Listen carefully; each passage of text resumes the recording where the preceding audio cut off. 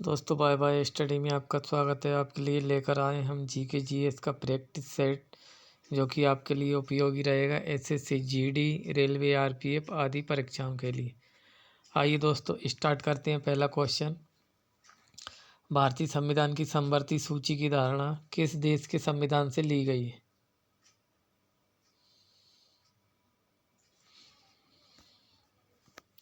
दोस्तों यहाँ पर आपका आंसर हो जाएगा ऑस्ट्रेलिया देश के संविधान से हमारे देश में समवर्ती सूची की अवधारणा ली गई है। सूची क्या होती है? 3 प्रकार की होती है। समवर्ती सूची होती है, संघ सूची होती है और राज्य सूची होती है। सूचियों का वर्णन भारतीय संविधान के भाग 7 में किया गया है। अगर आपसे पूछ लिया जाए भारतीय संविधान की प्रस्तावना की भाषा किस देश के संविधान से ली गई है, तो दोस्तों आपका आंसर हो जाएगा ऑस्ट्रेलिया देश से ली गई है। संघ सूची में नियम बनाने का अधिकार सिर्फ केंद्र सरकार को होता है। समवर्ती सूची में दोनों का होता है, केंद्र और राज्य को, और राज्य सूची में केवल राज्य सरकार को कानून बनाने का अधिकार प्राप्त होता है। शिक्षा क्या है दोस्तों? आपका शिक्षा जो है समवर्ती सूची के अंतर्गत आता है। अगला क्वेश्चन है, गांधी जी की दांडी यात्रा निम्न में से किसका उदाहरण है?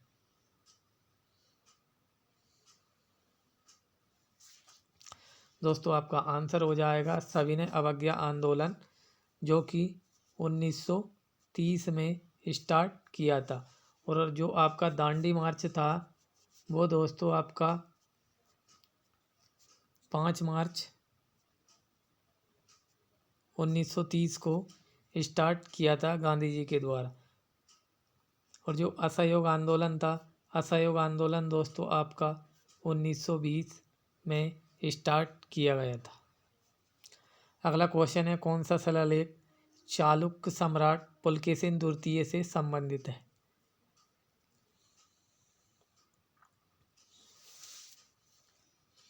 दोस्तों आपका आंसर हो जाएगा यहाँ पर ऐहोल अभिलेख पुलकेशिन द्वितीय से संबंधित है।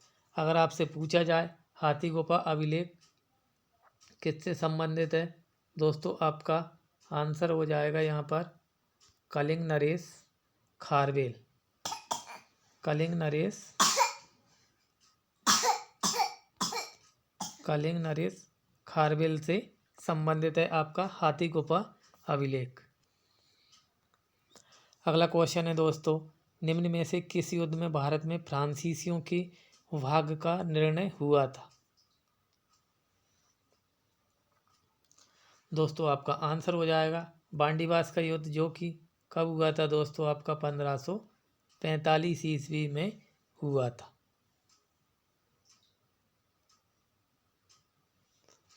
अगला क्वेश्चन है, अगर आपसे पूछ लिया जाए प्लासी का युद्ध कब हुआ था?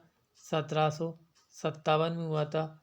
बक्सर का युद्ध कब हुआ था दोस्तों? 1764 में आपका हुआ था। अगला क्वेश्चन है, क्रीमियन युद्ध का समापन किस प्रकार हुआ?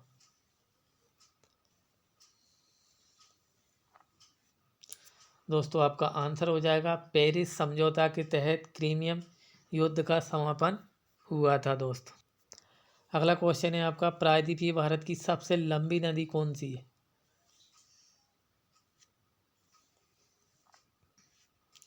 दोस्तों यहाँ पर आपका आंसर हो जाएगा गोदावरी नदी प्रायद्वीपीय भारत की सबसे लंबी नदी है। दक्षिण की गंगा भी गोदावरी को कहा जाता है। दक्षिण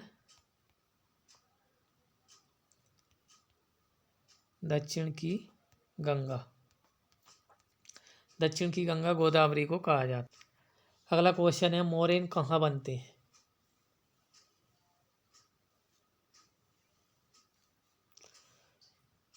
दोस्तों आपका आंसर हो जाएगा मोरेन आपके हिमानी क्षेत्र में बनते हैं दोस्तों। अगला क्वेश्चन है आपका, हिमालय पर्वत श्रृंखला किसका उदाहरण है?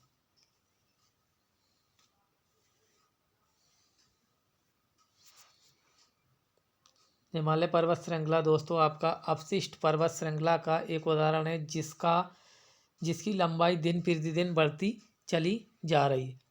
अगर आपसे पूछा जाए बलित पर्वत किसका उदाहरण है, तो बलित पर्वत आपका हो जाएगा दोस्तों अरावली।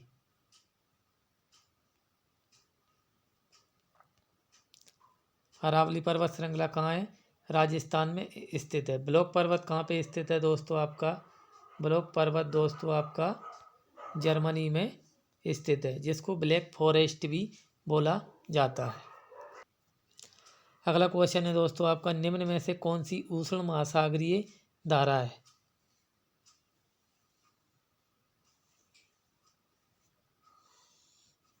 दोस्तों यहाँ पर आपका आंसर हो जाएगा गल्फ जलधारा, जो कि आपकी गर्म जलधारा के अंतर्गत आती है दोस्तों। और ये कहाँ पे है?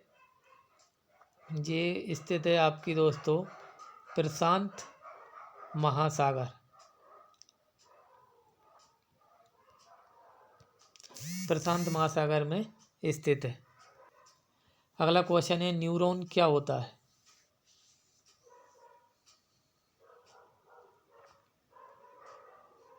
न्यूरॉन होता है दोस्तों आपका तंत्रिका तंत्र की आधारभूत इकाई को न्यूरॉन कहा जाता है। अगला क्वेश्चन है आपका, सेलुलोज भित्ति किसकी सेलों में पाई जाती है?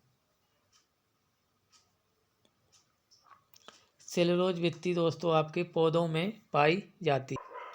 अगला क्वेश्चन है आपका, गुर्दे की निष्पादन इकाई कौन सी होती है? दोस्तों आपका आंसर हो जाएगा नेफ्रॉन।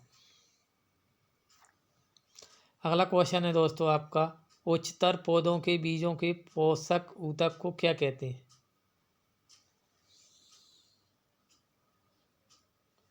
दोस्तों आपका आंसर हो जाएगा एम्ब्रियो बोला जाता है बीजों के पोषक तत्व को। अगला क्वेश्चन है, ईस्ट में महत्वपूर्ण स्रोत है?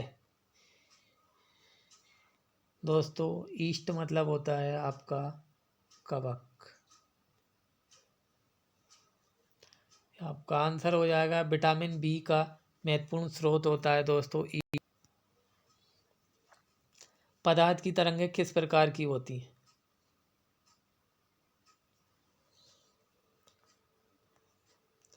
दोस्तों पदार्थ की तरंगें होती हैं आपकी दे ब्रोगली तरंगें। अनुप्रस्थ तरंगें कौन सी होती हैं आपकी? प्रकाश की तरंगें होती हैं, प्रकाश की तरंगें। और अनुदैर्घ्य कौन सी होती हैं दोस्तों आपकी? अनुदैर्घ्य होती हैं आपकी विद्युत की तरंग। तो दोस्तों आपको ये हमारी क्लास कैसी लगी, प्लीज़ लाइक और कमेंट करके बताएं और हमारे चैनल को सब्सक्राइब करें। मिलते हैं दोस्तों अगली क्लास में। जय हिंद, जय भारत।